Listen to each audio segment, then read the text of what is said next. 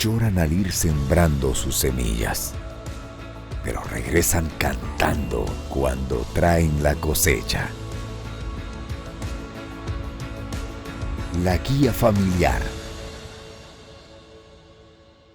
Hermanos, líderes y lideresas de células de adultos, me da mucho gusto dirigirme hacia ustedes en esta oportunidad para compartir con ustedes algunos insumos que espero les sean de mucho provecho en el desarrollo de la enseñanza.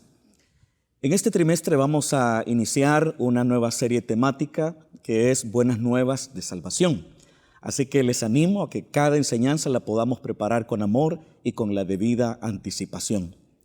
El pasaje bíblico de la enseñanza primera es el libro del Génesis. Vamos a leer los versículos 17 al 22 del capítulo número 6. Génesis capítulo 6, versículos del 17 al 22, dice la palabra de Dios. He aquí que yo traigo un diluvio de aguas sobre la tierra, para destruir toda carne en que haya espíritu de vida debajo del cielo. Todo lo que hay en la tierra morirá. Mas estableceré mi pacto contigo, y entrarás en el arca tú, tus hijos, tu mujer, y las mujeres de tus hijos contigo. Y de todo lo que vive, de toda carne, 2 de cada especie meterás en el arca, para que tengan vida contigo.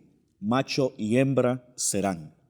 De las aves según su especie, y de las bestias según su especie, de todo reptil de la tierra según su especie, 2 de cada especie entrarán contigo para que tengan vida. Y toma contigo de todo alimento que se come, y almacénalo, y servirá de sustento para ti y para ellos.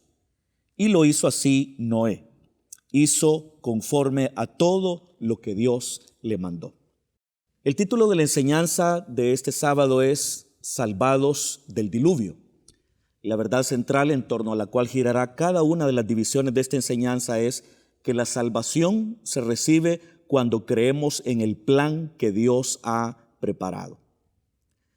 A manera de introducción, hermanos, ustedes estarán mencionando en las células lo que dice el libro del Génesis en sus primeros capítulos. ¿Con respecto a qué? Con respecto a el plan original que Dios tuvo cuando creó a los seres humanos y cómo ese plan no se pudo concretar debido a la pecaminosidad humana. De acuerdo a la enseñanza bíblica en el libro del Génesis, Dios creó al ser humano para que éste pudiera tener una relación cercana e íntima con él.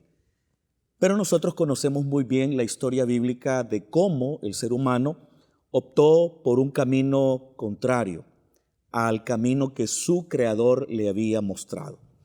Y desde el momento en que el ser humano tomó la decisión de apartarse de su creador, a partir de ese momento muchas cosas vinieron sobre los seres humanos, sobre todo, en primer lugar, sobre Adán y Eva. Ya no se pudo tener aquella relación, aquella comunión cercana que habían tenido antes de la caída. Tuvieron que ser expulsados del huerto del Edén y de esta manera privados de todas las bendiciones que venían con él. Y luego empezaron a venir pues los hijos de Adán y Eva. Ustedes conocen cómo Caín mata a su hermano Abel. Luego un descendiente de Caín llamado Lamec, el séptimo de Caín, también se convirtió en un hombre violento que se jactaba de su violencia y también de unas acciones vengativas que tomó en contra de unas personas. Y a partir de ese momento el género humano se empezó a corromper. De hecho, el capítulo número 6 del libro del Génesis muestra cómo el ser humano se corrompió, cómo la tierra se llenó de maldad y cómo también la violencia empezó a prevalecer en las relaciones humanas. Entonces, Dios vio todo eso, la maldad multiplicada, la corrupción moral, la violencia caracterizada en las relaciones humanas, y Dios tomó la decisión de raer de sobre la faz de la tierra a todos los seres humanos. Dios dijo: me arrepiento de haber hecho a los seres humanos y tomó la decisión de enviar un diluvio. Entonces, esto que acabo de mencionar es lo que ustedes van a decir, palabras más o palabras menos, en la introducción de la enseñanza. Ahora nos vamos al punto número 1, que es el diluvio anunciado. Como nosotros leímos en la porción bíblica, Dios le dijo a Noé: he aquí yo traigo un diluvio de aguas sobre la tierra para destruir toda carne en que haya espíritu de vida debajo del cielo. Todo lo que hay en la tierra morirá. En este punto número 1 podemos extraer varias enseñanzas. La primera de ellas es que Dios no puede ser burlado. Es decir, todo lo que el ser humano siembra, eso cosecha. El diluvio no fue algo que Dios decidió hacer de manera arbitraria. Al contrario, el diluvio fue algo que Dios pensó a causa de los pecados recurrentes que cometían sus criaturas. Entonces, esa es una primera enseñanza que nosotros podemos destacar en este punto número 1. Una segunda enseñanza que también podemos mencionar es que Dios siempre ha tenido testigos suyos a lo largo de toda la historia. Como el apóstol Pablo predicara o dijera a los habitantes de Listra, en el libro de los Hechos de los Apóstoles, Dios nunca se ha dejado sin testimonio en la tierra. Es decir, Dios siempre ha tenido testigos, aún en los momentos más oscuros de la historia de la civilización humana.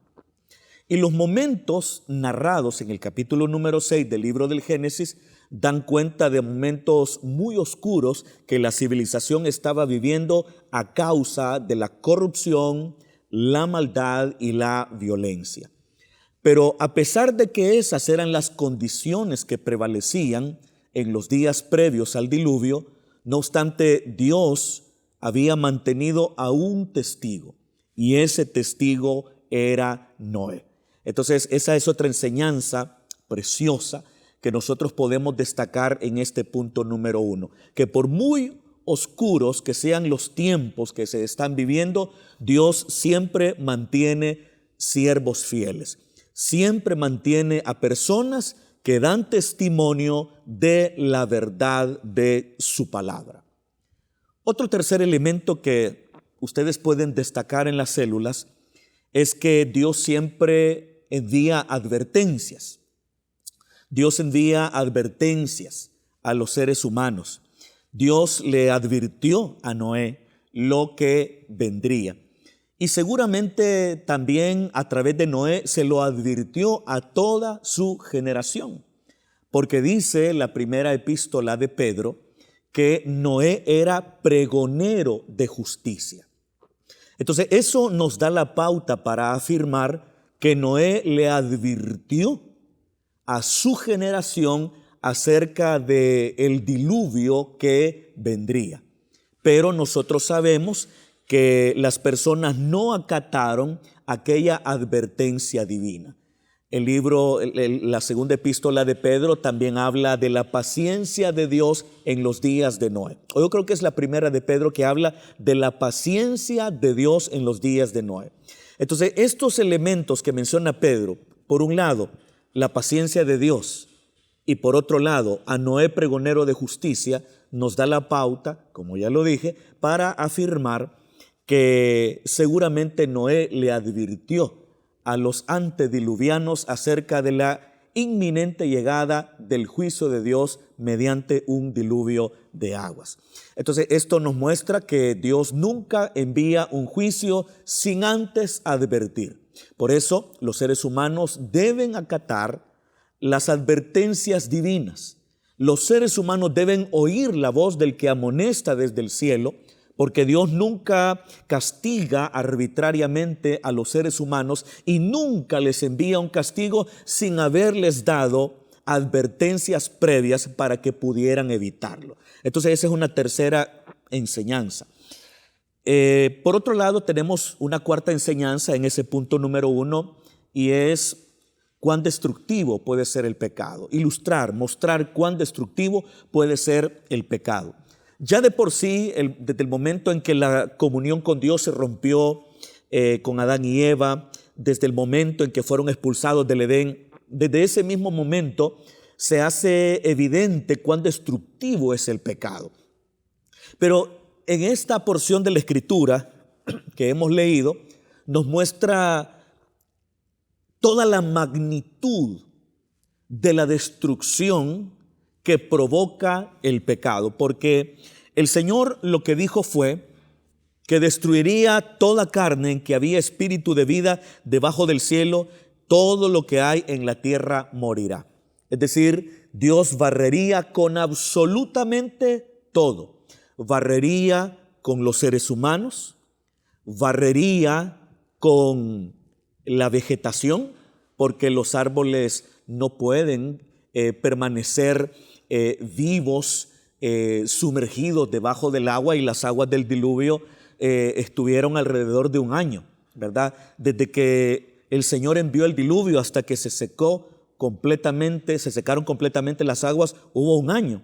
Entonces también fue barrida la vegetación, fueron barridos los seres humanos, fue barrida la vegetación, fueron barridos los animales, es decir, toda la creación fue barrida por ese juicio divino. Entonces esto nos muestra las consecuencias del pecado, cómo el pecado tiene el poder para destruir. Es verdad que Dios destruyó en esta oportunidad a la civilización, destruyó la vegetación, destruyó prácticamente toda su creación. Prácticamente Dios destruyó todo lo que Él había creado. Todo aquello que en el libro del Génesis se dijo que era bueno y bueno en gran manera, Dios vino y lo destruyó. Pero no lo destruyó arbitrariamente, lo destruyó como un resultado directo de las acciones pecaminosas de sus criaturas. Así de destructivo es el pecado. No solamente porque nosotros cosechamos lo que sembramos, sino que también cuando nosotros no escuchamos las advertencias divinas,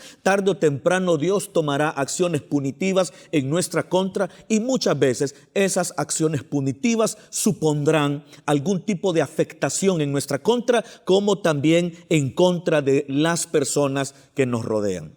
Y el pecado sigue siendo igual.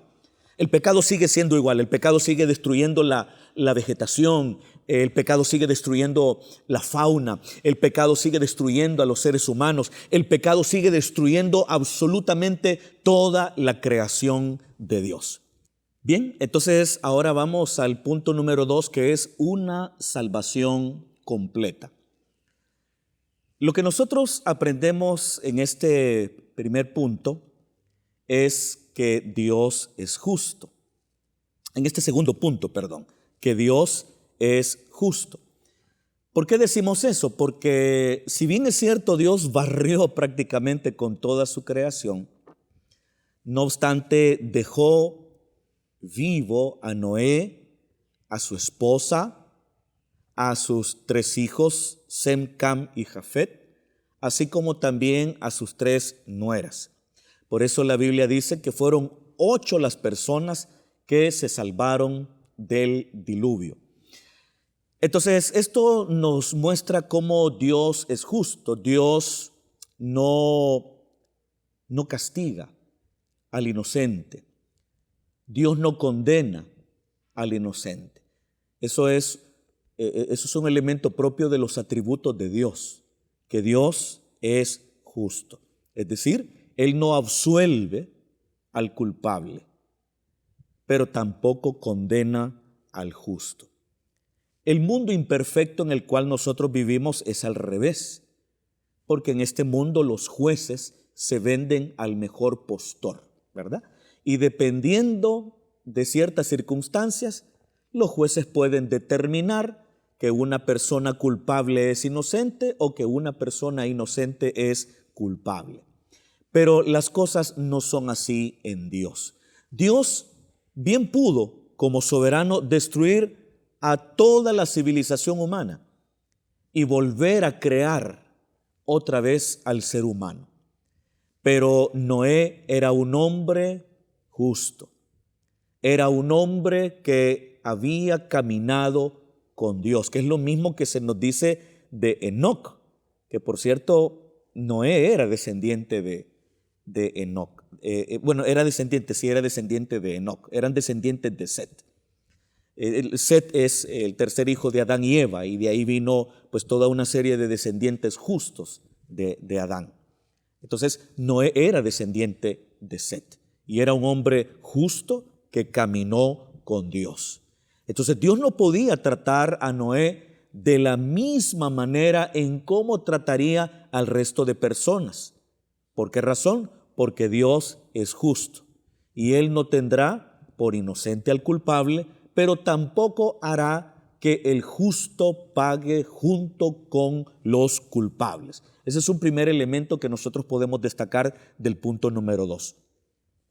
Pero también podemos destacar lo que el punto número 2 dice, una salvación completa, porque el Señor se encargó no solo de salvar a Noé, sino que también salvó a su esposa y salvó a sus hijos, así como también a sus nueras. Ahí era una salvación para toda su familia. Pero no solamente los salvó a ellos como seres humanos, sino que también salvó a los animales. Y Dios le dio indicaciones a Noé que metiera al arca a dos animales, a una pareja, ¿verdad? Según su especie, para que macho y hembra. La idea era, claro está, que los animales siguieran viviendo, que con el correr del tiempo se reprodujeran y que la vida continuara. Pero no solamente salvó a 8 personas, no solamente salvó también a los animales, sino que también les proveyó el alimento necesario para que cada uno de ellos pudiera tener su sustento. Y esto nos muestra cómo la salvación que Dios quiere es que sea una salvación completa. Muchas veces nosotros cometemos el error de entender la salvación en términos muy estrechos. Incluso nosotros utilizamos con mucha frecuencia la frase salvar las almas. Pero no estamos usando la palabra alma en el sentido bíblico de la palabra, porque la palabra alma en el sentido bíblico de la palabra abarca la totalidad del ser. Nosotros usamos la palabra alma en un sentido mucho más estrecho, de tal manera que decimos, bueno, hay que salvar las almas, ¿verdad? Pero no importa si no tienen que comer, no importa si no tienen que vestir, no importa si son víctimas de la injusticia, no importa si no tienen acceso a la salud, no importa. Lo que importa es que las almas se salven. Entonces, esa frase que se deriva de una concepción estrecha de la totalidad de lo que dice el consejo de Dios, nos ha llevado a anunciar una salvación incompleta. Pero debemos de saber que a Dios le interesa todo aquello que forma parte de su creación. Es cierto, Dios está interesado en la salvación de los pecadores, que los pecadores no se condenen eternamente, sino que sean salvos creyendo en su Hijo Jesucristo. Pero Dios no solamente quiere salvarlos de la condenación eterna, sino que también Dios quiere que los seres humanos tengan acceso a una vida digna.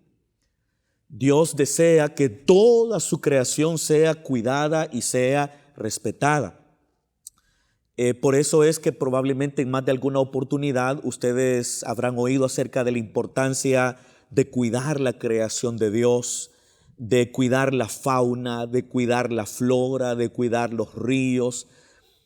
Alguien de pronto dirá, ¿y para qué todo eso? Si de todas maneras todo esto será destruido, todo esto será quemado por el fuego.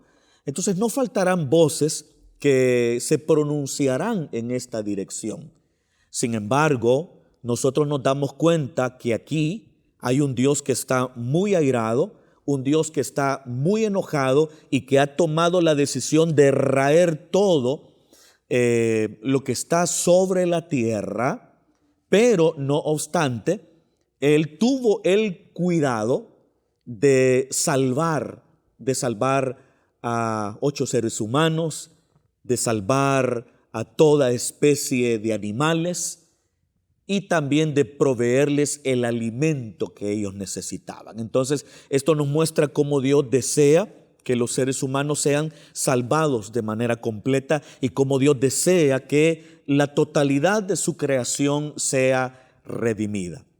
Es más, la epístola a los Romanos habla de cómo la creación está expectante, esperando la manifestación gloriosa de los hijos de Dios. Hasta el libro del Apocalipsis, que habla del envío de los juicios de Dios, hay un punto donde Dios le dice a uno de sus mensajeros que no toquen los ríos y que no toquen los árboles, ¿verdad? Esto nos muestra entonces que Dios está interesado en redimir al ser humano, claro está, de la condenación, redimirlo de las consecuencias eternas de sus pecados, pero también está interesado en proveerle a su creación todo lo que ésta necesita para poder vivir con dignidad. Y la creación no solamente somos los seres humanos, sino que lo es todo, los animales, la fauna, los bosques, etcétera, etcétera. Muy bien, vamos a terminar con el punto número 3, que es la importancia de creer en el plan de Dios.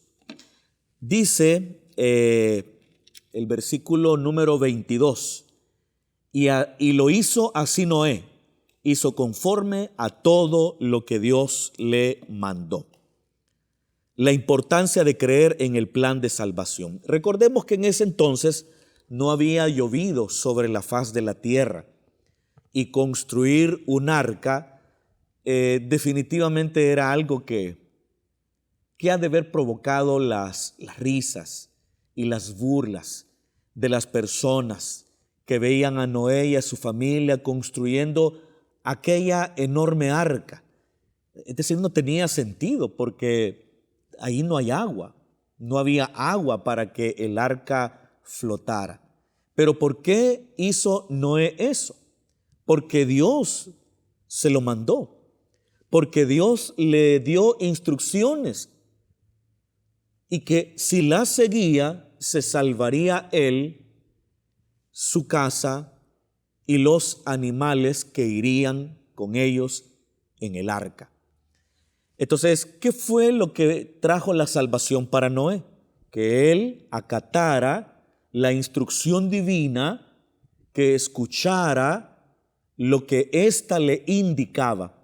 Y eso es lo que dice este versículo que leímos, que Noé hizo todas las cosas tal como Dios se lo ordenó.